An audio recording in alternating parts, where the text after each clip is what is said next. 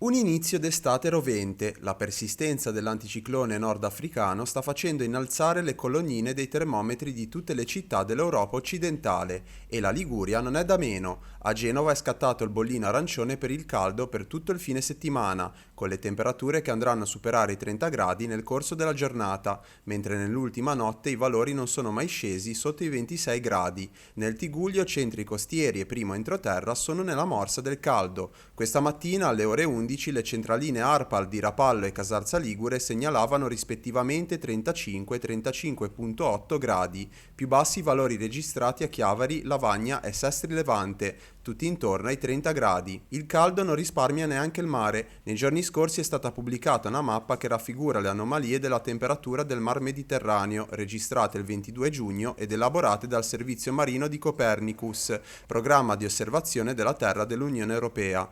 Il rosso scuro evidenzia le aree in cui la temperatura della superficie del mare è superiore di oltre 5 gradi rispetto alla media stagionale, un riscaldamento che caratterizza gran parte del bacino occidentale del Mar Mediterraneo. Le condizioni di bel tempo e gran caldo caratterizzeranno il fine settimana e i giorni seguenti. In generale ci troviamo di fronte a un caldo torrido, anche se è più secco e meno umido, le temperature elevate causeranno comunque disagi fisiologici. Il Ministero della Salute ha promosso la campagna Proteggiamoci dal caldo, con un opuscolo che contiene 10 consigli utili, tra cui corretta alimentazione, vestiario, assistenza verso le persone fragili e cura degli animali domestici. Nell'ambito del lavoro, invece, Regione Liguria ha emanato un'ordinanza per la tutela dei lavoratori all'aperto nel settore edile, agricolo e florovivaistico. Fino al 31 agosto 2025 sarà vietato svolgere attività lavorative all'aperto, dalle 12:30 alle 16, nei giorni in cui le mappe di rischio pubblicate dal portale WorkClimate segnaleranno livelli alti di esposizione al calore. Per quanto riguarda la sanità, le strutture ospedaliere dell'ASL 4 monitoreranno le temperature interne. Avremo un bollettino interno alle ore 16:30